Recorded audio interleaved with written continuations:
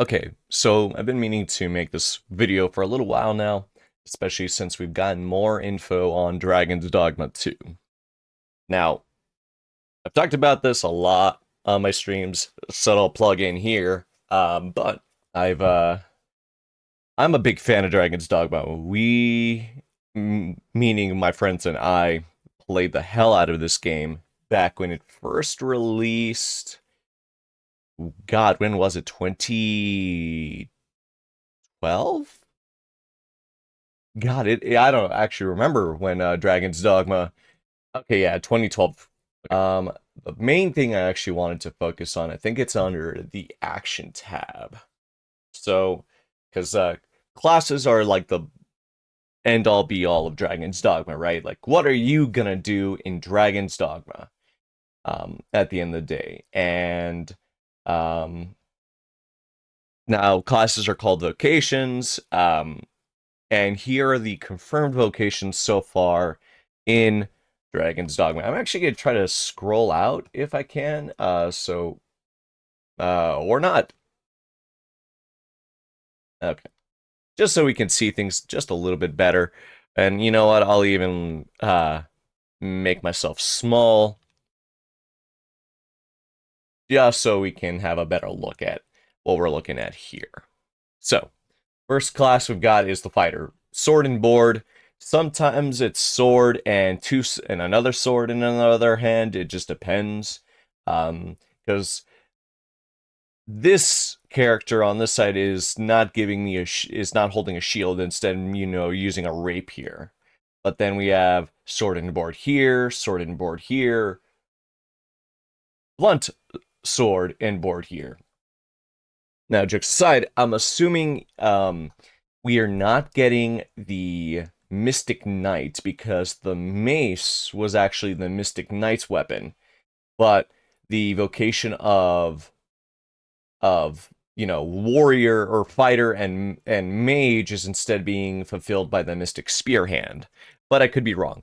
Mystic Knight could still make a comeback. Who knows? I would actually like to see a lot of classes show up for Dragon's Dogma 2, whether it is through the base game or if we get a Dark Arisen type content expansion. That would be really nice as well. Next we have the Archer. Now the Archer is being supplanting rather, the Strider, because if I remember correctly, the Archer was actually a higher vocation, because it was primarily dedicated to bows in Dragon's Dogma 1. So now, instead of having, two daggers and a bow, this is primarily just bow by the looks of it. We even get a little gameplay video here. So yeah, this is now being changed as well with the introduction of the Thief class. Now, in Dragon's Dogma 1, the Thief wasn't in Dragon's Dogma 1, right? In Dragon's Dogma 1, this was instead again filled by the role of the Strider at early levels. Again, they're just using two small knives or daggers, whatever, or short swords, whatever you want to call them.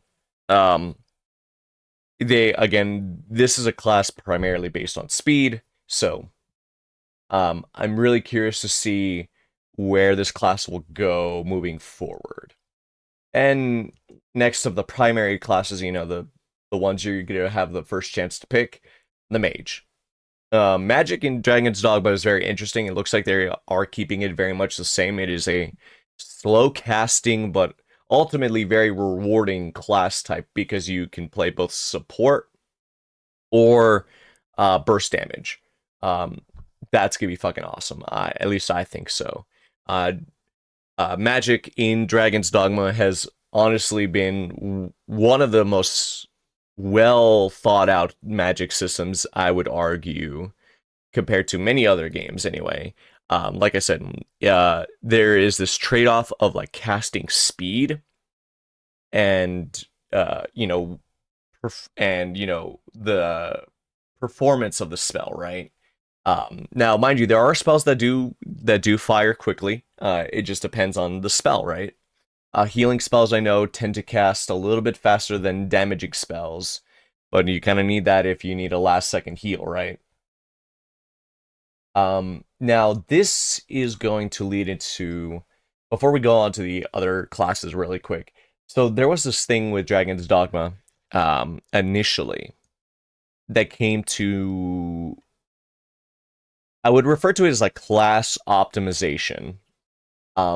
So early on in Dragon's Dogma, depending on how you played the game early, even for like the first 50 levels or so, depending on how you play the game early, that would affect how you would play the game later on.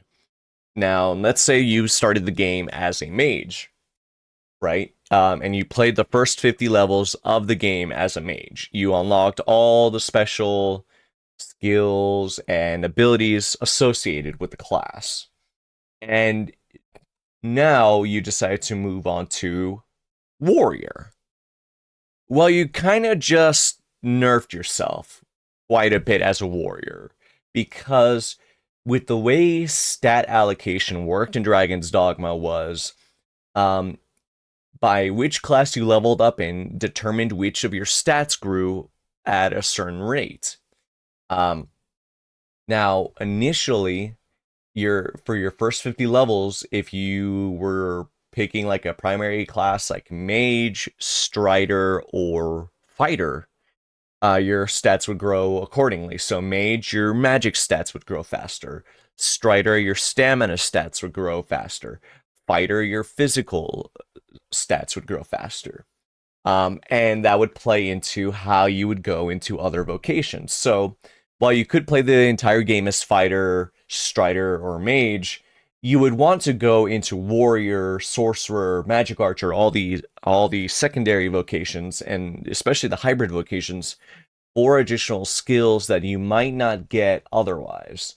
But the thing is, again, you'd kind of gimp yourself if you, let's say, like my example of playing mage and then warrior, because then your physical stats as a warrior wouldn't amount to much unless you maybe had a magic weapon as a warrior.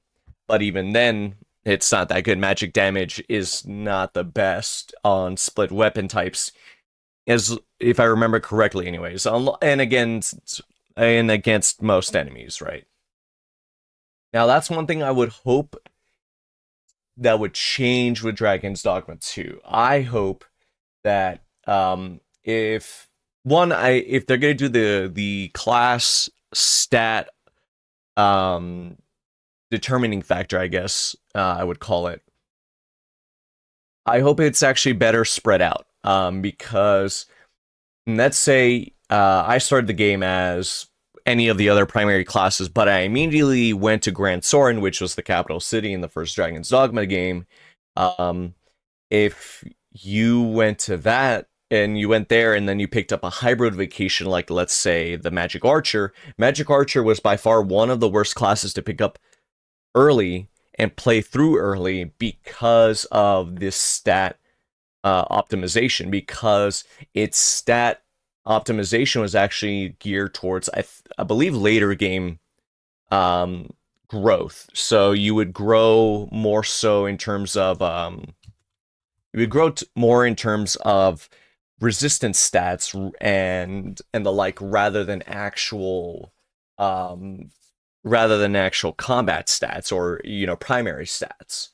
Um, I had to download a mod for Dragon's Dogma when I bought it on PC, because I wanted to play Magic Archer early. I did not want to play the game for a few hours by just being a mage. Now there's different ways so you can cheese level grinding to make those first early levels not so strenuous, but I'm going to assume there's nothing like that with Dragon's Dogma 2. So I either hope that stat optimization is better, or better rounded out, because again, if you want to play Magic Archer early, I'm assuming if you can pick it early, um, you don't want to pick Magic Archer immediately and then completely lose all relevancy because you are not doing enough magic damage and you are not getting enough stamina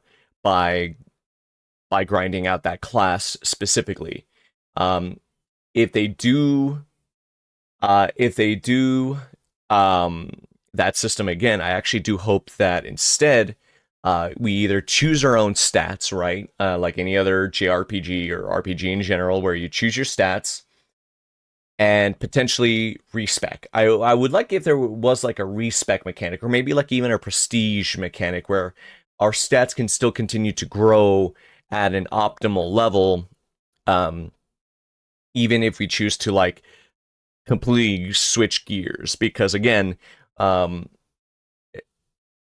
because of your growth is limited towards actually mostly the first 50 levels of the game.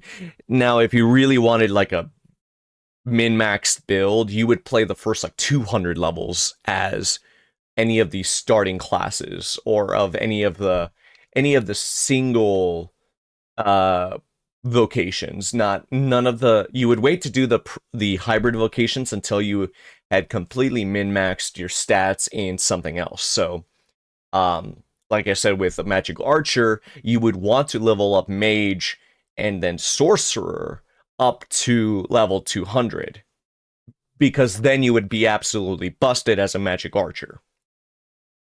Now again, if they do that, I'm assuming there's going to be mods in place that are going to fix that, depending on how early you can get some of these hybrid vocations. Because again, if you can get them as early as Grand Sorin, I would hope that the hybrid vocations allow for optimal stat growth for you to pick up those classes early. And that leads into like a second thing I would like to see in Dragon's Dogma 2. It's the availability to do multiple playthroughs. Um, for anybody who has played Dragon's Dogma, whether it is Dragon's Dogma um, the on the Xbox back in the day, or the PC version, that you cannot have multiple saves. Uh, Not really, anyways. If you would want to back up your save, you would have to go and retrieve the file yourself and make a copy of it, and then start a new game, saving your old progress, right? Now, I would hope that in Dragon's Dogma 2 you can have multiple saves, so you can play as like new classes and all that kind of stuff, without worrying about either being a jack of all trades, or having to worry about basically bricking your character by going all over the place by trying to check out each and every single class, right?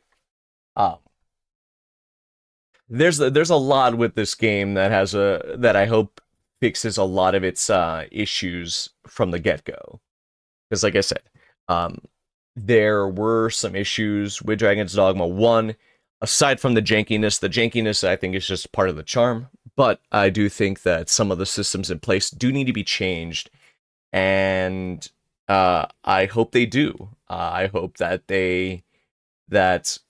um, Bandai, no, no, not Bandai, no, I'm getting them confused with Capcom. I'm hoping Capcom actually like kind of listens in regards to like maybe some of the criticisms regarding Dragon's Dogma 1, because again, very very versatile class progression, right? I will say that. And variety of classes, because you typically get some type of like the same classes over and over and over again, right? Especially in games where you have like dedicated classes, right? But now you have like this ability to determine new types of classes, and that's, I think, where Dragon's Dogma's strength lies. Because um yeah, sure, you have the warrior, big two-hander, going in, smacking the hell out of everything, which, don't get me wrong, I'm kind of tempted to play a warrior, because I've not actually played a warrior in Dragon's Dogma. Um, then you also have the sorcerer, the apex of the arcane, and all that stuff. Bigger spells, bigger damage, spells that can literally just like destroy an entire pack of enemies all at once, right? Again, it's probably gonna be fucking awesome. But the fact that not only do we have the magic archer back, which is like one of the coolest classes from Dragon's Dogma 1, um, and the fact that they also they've changed it to also be somewhat of a support class as well. I'm really curious to see where Magic Archer has changed. We also have the Mystic Spearhand, which again, it's a spin on the whole Spellblade um like class motif that we see a lot of. But instead of, swords, you now have a double-headed spear, or a duo spear. That's what they call it. Um, so I am really curious to see how this class functions, because this is something fairly unique in RPGs. At least some of the RPGs I played, where you have dedicated classes, right? Now, obviously, Dark Souls, you have the twin spears, and you can do some pretty crazy stuff with that, right? And Monster Hunter has the Insect Glaive, which operates very much in the same way. But in something with like dedicated classes, I've not really seen anything like this, at least from my experience. Now, mind you, I've not played a lot of very expansive JRPGs with like all sorts of different classes, but who knows? There could be in other games I have not played yet. But here's another fascinating one. The Trickster. This is again another hybrid vocation that is exclusive to the Arisen, which is your primary character. The fact that you have this sensor, yeah, it's a sensor, that summons illusions and is your primary like spellcasting focus almost. I'm really curious to see what kind of class this is, because is this more of a support class? Does this class do damage? Um, like it does say here, use illusions to deceive enemies into fighting against their own. They also have the ability to temporarily increase the power of pawns beyond their limits. So again, is this one of those like sit back and just do your thing and let your pawns do all the talking for you, or could you also do damage with this class? Um, there's a lot of potential here, and this also goes into uh where I wanted to talk about as well was, again, the opportunity for additional classes, right? Because so Dragon's Dogma Online was an MMO that lasted until when, actually? Uh, so servers for the game shut down in 2019. Obviously, there's probably people that have private servers up, I would assume anyway, for Dragon's Dogma Online. It sucks that it never came out here to the West. I was actually really hoping that it would. Um, but it is interesting how the breakdown of classes has changed with Dragon's Dogma Online as well, because again, where the original game was fighter, strider, and mage, you now have attacker, healer, and tank. Now, attacker obviously is going to encompass both physical and magic damage. Obviously, healer, and attacker, especially since it's applying to the elemental archer. I'm actually going to zoom in a little bit here, because one of those things is the elemental archer is the magic archer, right? And I'm guessing that they're taking the they're taking the inspiration from the Elemental Archer from DDO and applying it to the Magic Archer in Dragon's Dogma 2, because they did mention that the Magic Archer can support their allies, right? Shield Sage was I'm assuming this is what the Mystic Knight was, but then it says large shield and a wand. In Dragon's Dogma 1, the the Mystic Knight was large shield and a mace. So I don't know. We're definitely looking at a bunch of different types of potential classes, right? Um, like the High Scepter, a magic scimitar, like that would be fucking cool. Spirit Lancer, I'm assuming that's probably pretty close to what the Mystic Spearhand is going to be.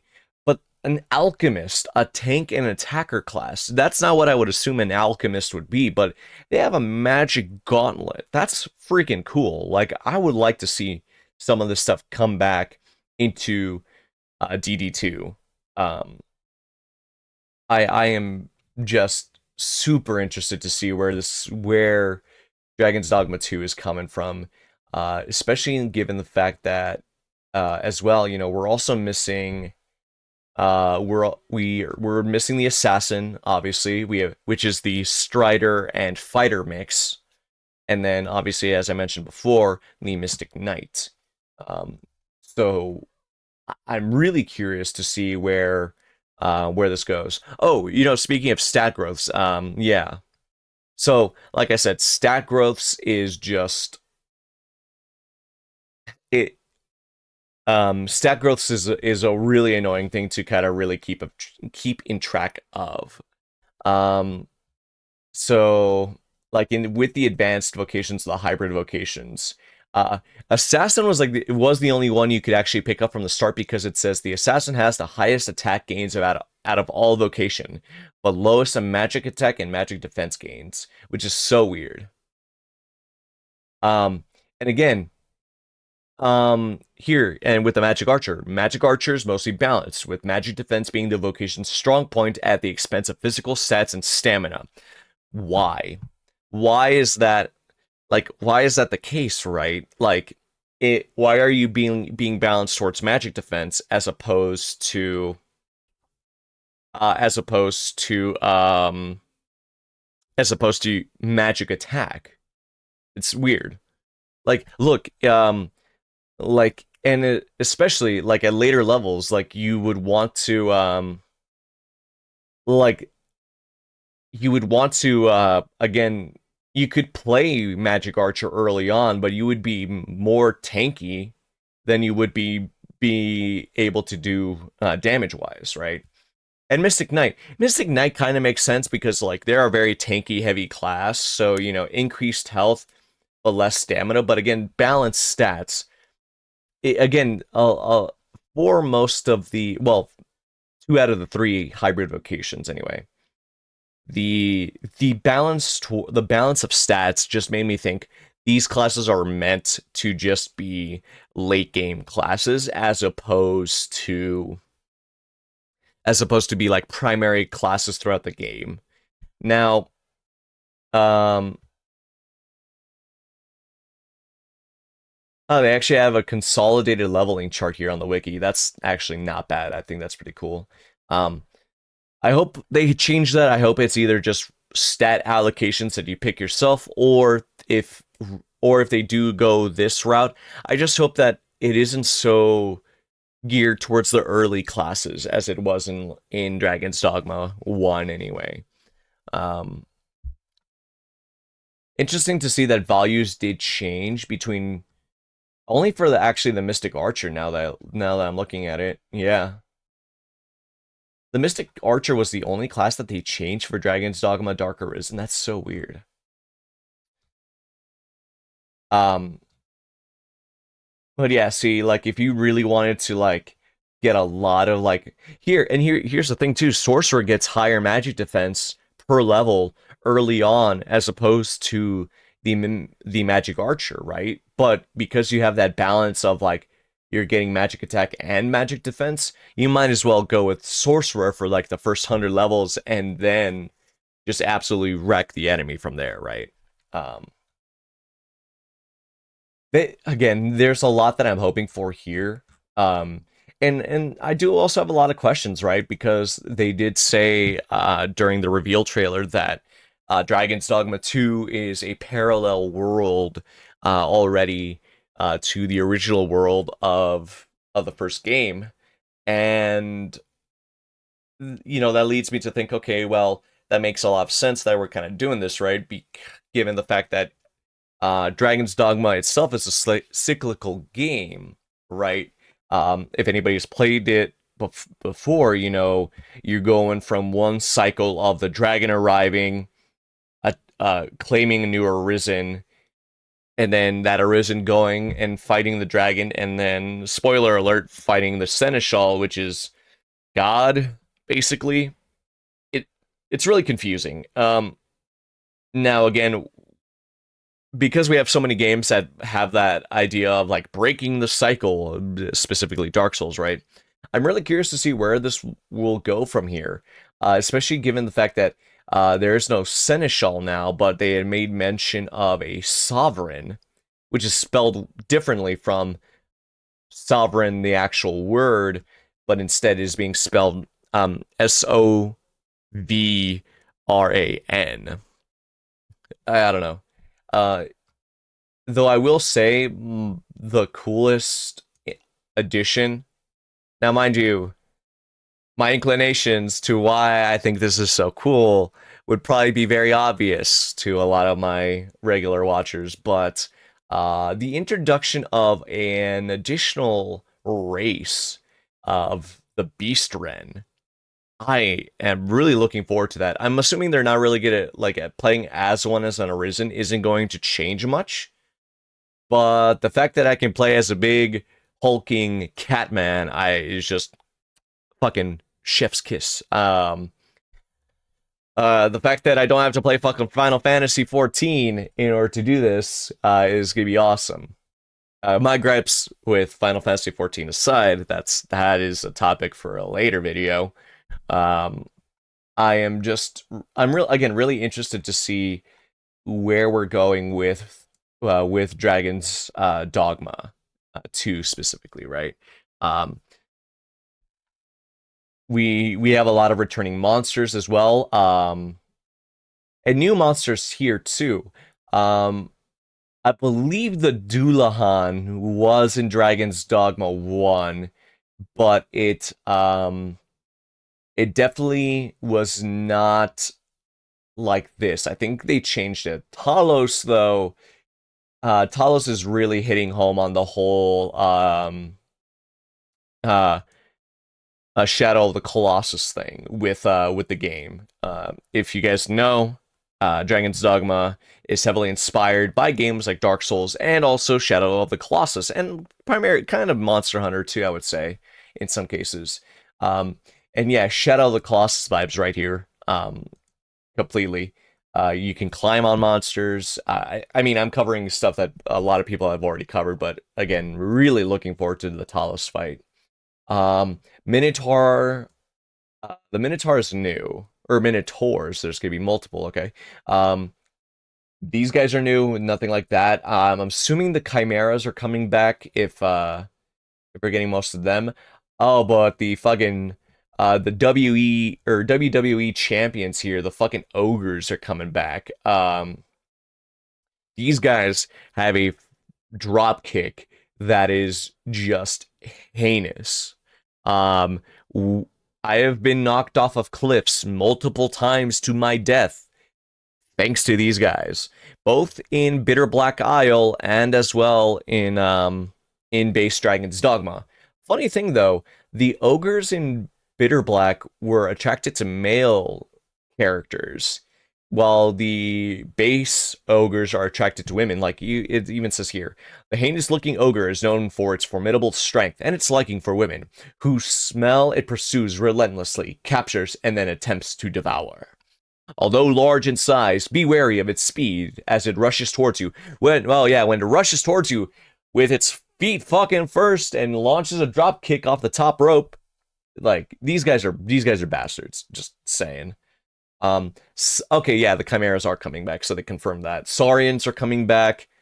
You can't. Let me actually like scoodle my way over here. I'm kind of playing this like almost as if I was streaming it, but harpies are back. Obviously, wolves, hobgoblins, and goblins are back. There's nothing new there. Slimes are new, though. The slimes are definitely new to at least Dragon's Dogma. Uh, so definitely curious to see where we're going with some of these beasties moving forward. I don't know what choppers are, but they kind of look like goblins, so they're probably just a type of goblinoid. Rattlers, that's new. Knackers, those are also new. Huh. Uh, One thing I really do hope that with Dragon's Dogma 2, they they are able to do a collab with Berserk again, because that's one thing that really was really cool about the original Dragon's Dogma was um, on the Xbox 360 and PS3 version of the game, there was a collab with Berserk where you could get Griffith's armor and sword, as well as Guts's uh not Guts's black swordsman look though, but this was his Golden Age look plus his sword. They were not the best, right? But they was pretty sick gear for a while. Um, and then that's one thing I hope they can do again is do another collaboration with Berserk. As well as that does remind me. I do hope that just as time goes on, that Dragon's Dogma just is able to do a lot more, right? I hope that um, we get an expansion as well, like right off the bat, like announced.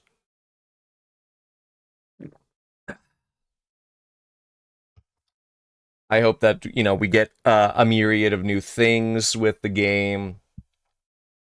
Um, oh man, I lost my train of thought. I was gonna say like something else I would love to see in Dragon's Dogma.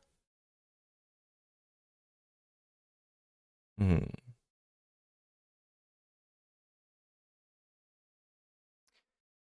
Because I know like the Berserk collab was just really sick at the time. Oh, there we go. That's where it go. That's where b- camera. There we go. Um, the other thing I would love to see in Dragon's Dogma 2 is I would like to see the ability for transmog. Um, like let me play Dogma. I was gonna say Fashion Dragma, and I was like, that's probably not something I should say. Um, but let me play Fashion Dogma. Let me transmog some armors together, and like if I don't like the look of like my late game armor, let me just change it to look like something else, right? Um, Now that's like more of a pedantic thing of like I want to look cool throughout the entire game.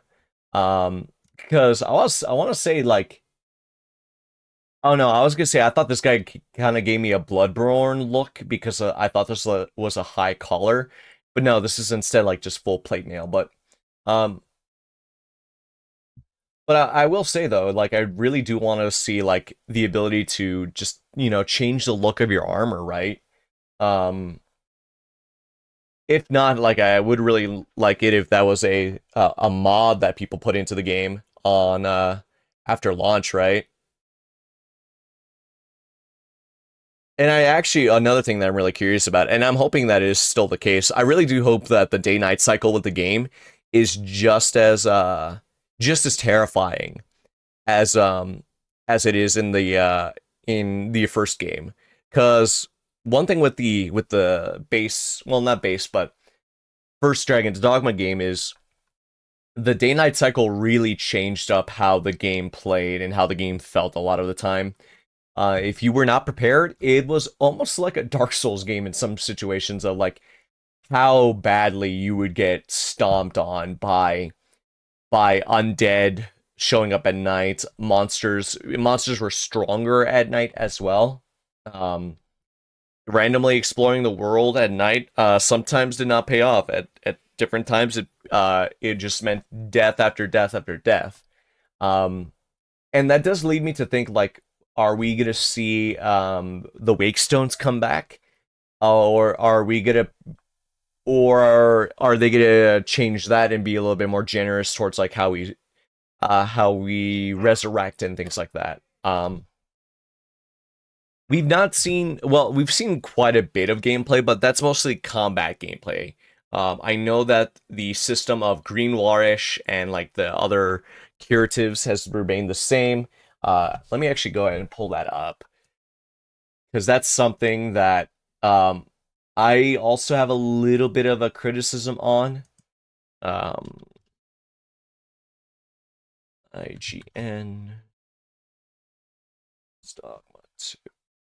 Also, don't judge my FYP, not my FYP, but like you get what I mean.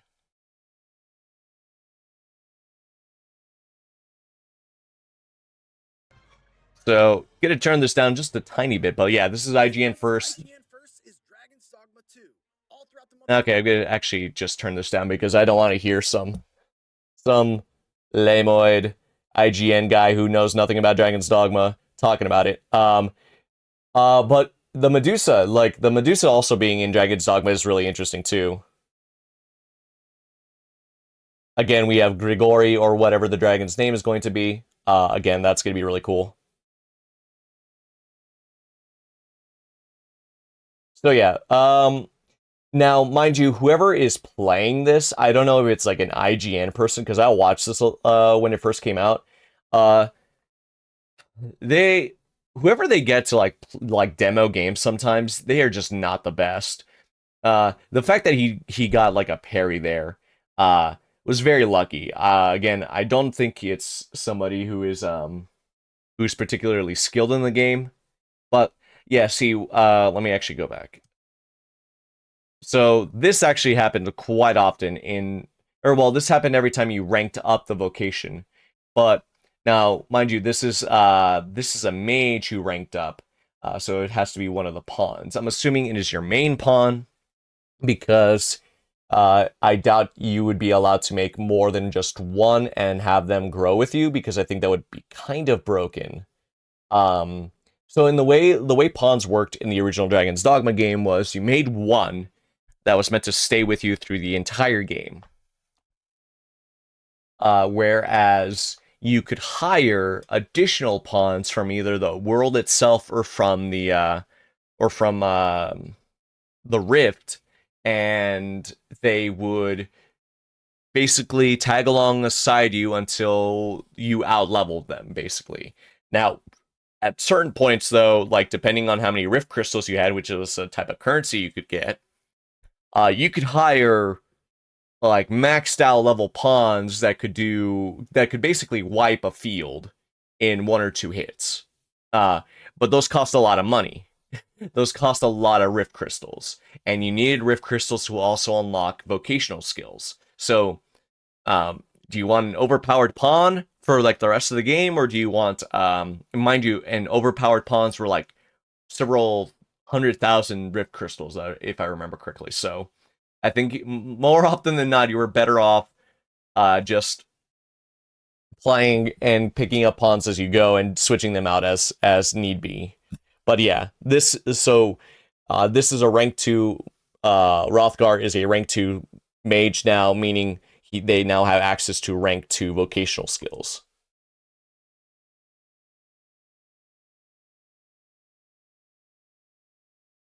But yeah, see, like there's just not like again, the primary classes are, very basic, right? You're not doing too much crazy stuff with them. You see the flame buff from the mage. You see some of the pawns doing the pawns actually, because their classes are also based off of the primary vocations. They have a very similar skills to you. At least with the primary vocations, mind you. They cannot play as hybrid vocations as much as the Dragon's Dogma anime would lead you to believe. Which, by the way, that anime is trash. I am really surprised that like it got made in the first place. Like, who was not paying attention to that one, to that project in general? Either way, um, yeah, pawns can only be primary vocations and advanced vocations, not hybrid ones. We're gonna skip towards where I wanted to skip to. Um, this is new, by the way. This environmental effect is new, which is really cool. The fact also that you have NPCs by your side, uh, I think is also really neat. And now you see he's actually like aiming towards the Cyclops' head. But there was something I wanted to skip towards. Um, Again, though, this gameplay looks fucking amazing. Early Dragon's Dogma is going to be rough. It is going to kick a lot of people's butts, but it'll be worth it. This is actually, wait a minute. This interested me. So the lost gauge can only be recovered by resting at an inn or campsite. Keep your party in fine fettle by resting after prolonged battles, and consider a tactical retreat if your party's health is worn too low. So what is that, like a party health thing? Like that's the one thing I don't understand about this mechanic. Um, I'm guessing that your overall party has a health bar, and at a certain point, like if they're worn too ragged, they might just be like one shot. I'm not sure. That's something new that I'm curious about moving forward as well, because I saw this and I'm like, okay, I need to talk about this too, because they kind of gloss over it fairly quickly, right? Because like they immediately close the screen. But here's what I wanted to talk about, and I feel like is a little still a little cheesy. Real quick also. Um, Let me full screen this actually. The fact that uh the main player, mind you, this could only just be pawns that are available at the moment, but these guys are already out leveling the two pawns that they hired, so you would need to get rid of these guys sooner rather than later. Now, mind you, enemies tend to play in several in within level ranges, right? But you wouldn't want to keep these two pawns for the entire game because they would then just get one shot. Now, here's where I think is interesting. The fact that you still have to go into the menu to use curatives is fucking nuts. I honestly would have thought that they would have dedicated a button on the D-pad or something in order for you to heal on the fly. Um, but I guess not. Um, Again, you're scaling the monster relatively well, relatively quickly, I would say. Rather. It and yeah, the Cyclops got its butt stomped back. That's great. And now this is the thief one. Are they actually still fighting? So they're fighting another Cyclops. Though this one looks armored. Then again, the compression on YouTube videos is just terrible, and I feel like this is just gonna be bad on my end as well. Um, but yeah, like the this is an armored Cyclops, not much different. You just can't hit the legs easily. Now, mind you, armored enemies become more prevalent and get more armor as as time goes on within the game. Uh, Again, early on, you will find basically naked enemies, right? But then when you as time goes on, you will find Cyclops with armor on their legs, Cyclops with armor on their club arm, then armor on their head. There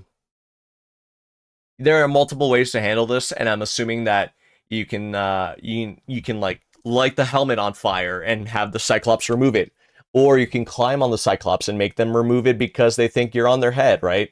Um, I'm assuming that those systems are coming back, and it should be fun to mess around with Cyclops again because getting them to remove their helmet is always the funniest thing. Because they think you're crawling all over them, and then you move out of the way, but they remove their own helmet by mistake, and then you can just destroy their eye that way.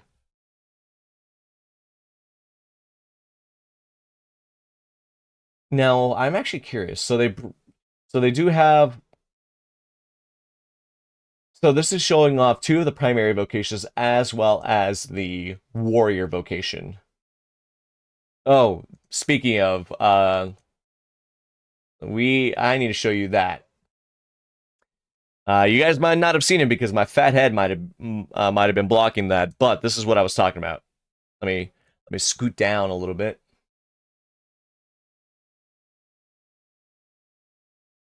Okay. So, remember when I mentioned the ogre's drop kick? Check this out. Like I said, the ogres are bastards. See how much distance he clears with that single drop kick. Yeah, these guys are going to be knocking people off of cliffs left and right. I am not going to be surprised at how many clips we're going to see of people getting knocked off because of this guy. This is going to be this is going to be nuts.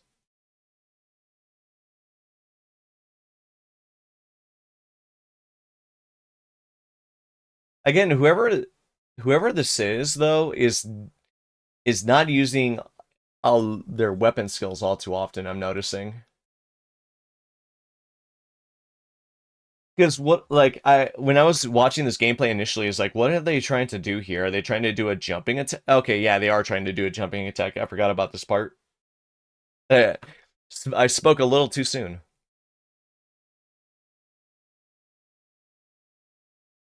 The thing is, like, why keep going up there for a jumping attack? Like, this is the thing I don't get. I didn't even remember if they actually pulled off one, but that it's odd. Now ogres are higher class enemies, so it takes a little while to take this big guy down because one, look at the size of that health bar. That it's freaking crazy.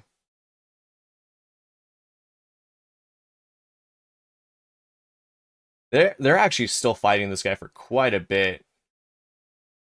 So we're just gonna go ahead and skip over towards the because I'm not gonna just replay just an entire gameplay section because I just feel like that's a little cheap on my end. But yeah, you get to see here a little bit more of the spellcasting system here. It's very slow, it's very methodical. Also, the fact that we're seeing mages with heavy armor now, though, that's interesting.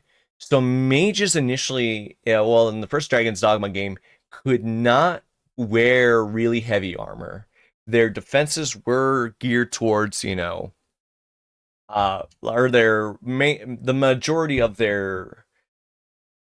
the majority of their systems or their armor was robes. You couldn't really wear much else other than that. Oh, I believe this is an fully armored Cyclops. Yeah. He has his helmet on. Um, Also, you might have seen that the sorcerer floated there. So each of the classes has like their own sort of jump ability. The mages have a float ability. Fighters, I believe, have a higher jump, I believe. I can't remember. Um, and then the assassins or like the strider anyway has the double jump ability. They each have their own way of traversing the field a little bit in their own unique way. And you just saw it right now with the sorcerer floating. So here you go. Here's like one of those spells that's pretty easy to cast um in terms of that flamethrower. Oh, I think we just saw I did not see I don't know if I actually recognized that. Did he just get launched? Yeah, he did. So that's I'm glad actually that's coming back. So you have a system of basically of the pawns assisting one another. Um in that way that they can help you like boost you or you can boost them just depending on how it goes. Like especially if you have a shield or or a sword or like a great sword, you can basically use it as a board to launch your friends into an advantageous position.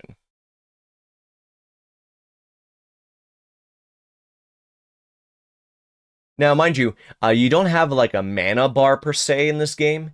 Um, your mana is actually more derived towards your mana, like how your spells work is more dependent on on how much stamina you have as opposed to a mana bar. So just be aware of that. You're not going to be you're still limited on how many spells you can cast, but with certain spells or with certain items in hand anyway, you can very quickly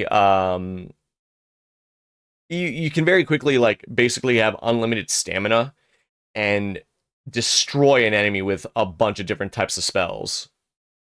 Okay, so are we gonna see a downed mechanic here? I did not watch this part of the gameplay. Um, because again, I didn't want to I didn't I just didn't get that far in it.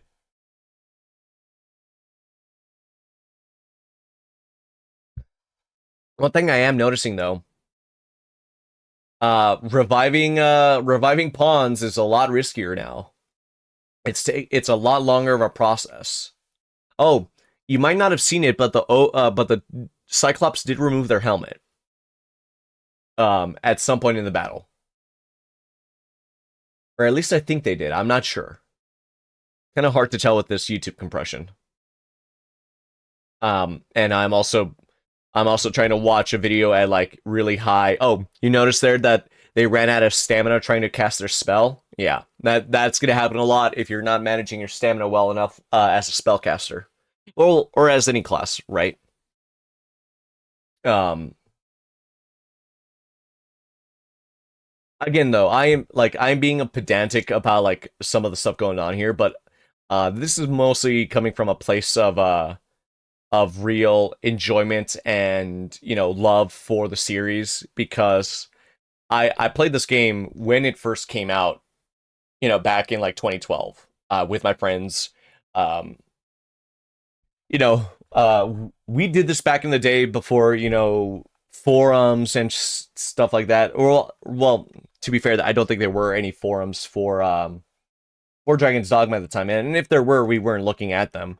But we did like the old school thing of like we were talking about uh like mapping out different regions, trying to find where certain items dropped. We were doing that old school stuff of like actually talking about the game and trying to learn from one another about like where to find this or that. Um so like I said, I'm really excited for Dragon's Dogma 2. I cannot wait. I'm gonna pre-order this game here soon. I was really hoping that we were gonna get a collector's edition, but unfortunately not. At least by the looks of it, we're not getting a collector's edition. But I would like to see more Dragon's Dogma stuff in the future. Whether it's like merch or anything, mind you. I just can't wait to have more of this game. We've been waiting a long time, over 10 years, right? Because let's see, because Dragon's Dogma 1 came out in 2012. Dragon's Dogma Dark Arisen came out in 2013. Yeah, we've been waiting for over, 10 years for a new entry to this game. And Itsuno actually did say that he had wanted to make a sequel right away, but he just couldn't. There were just other things that he had to do at the time with Capcom. Um and I do love there was an article that he wrote or that he did an interview for where he was talking about how some of the best ideas that we came up with for Dragon's Dogma 2 came when we were like sleep deprived and like coming back to the office at like 10 p.m. and all this other kind of stuff. And while don't get me wrong, that kind of is indicative of like the corporate slave mindset of like Japan as a whole. Not gonna get into that. I still love the fact that, like, yes, that is just such a common thing with creatives where it's like, yes, our sleep deprived state will basically make us see God and have us reach enlightenment, basically. Um, but that aside, again, I'm really hyped for this game. I hope you guys are too, and I hope you guys enjoyed this little dive into what I hope for Dragon's Dogma and just kind of like examining what we've got so far. Um, I would greatly appreciate it if you guys hit that subscribe button, hit like or dislike, leave a comment or two. Feel free to drop some constructive criticism on how I can do videos like this better in the future. Like I said, this was very unscripted, as you guys could probably tell. But I am really hopeful that I can do more videos like this for games that I'm passionate about. I might do this for games like Mariachi Legends, because I'm really excited about that game. When that starts getting more stuff released, um, and I'm actually really tempted to do this for more games as they come out. At least games that I'm interested in and have like you know, I want to see succeed. At the end of the day, I'm really hoping that Dragon's Dogma 2 gets all the love it deserves, because we've been waiting again more than 10 years for this game. And I hope you guys will be here when we go on this journey with it in March, I believe. That's when the game comes out. Because, oh boy, I'm going to be deep diving into the game like crazy. And, if you guys are interested at all, I might do like sort of progression guides for each of the classes to maybe maybe kind of give you guys some help on how to optimally progress through each of the vocations, and which vocations lend well to go into others, things like that. Again, uh, that's just all up for me trying to figure out like how I can do this game justice. But aside from that, I hope to see you guys next time, either here on YouTube or on Twitch. And I will be making some more videos here in the future that are a little bit more exploratory rather than gamey, I guess. But yeah, I hope to see you guys next time. Que se cuidan, stay safe, all that kinds of good stuff. Y hasta luego.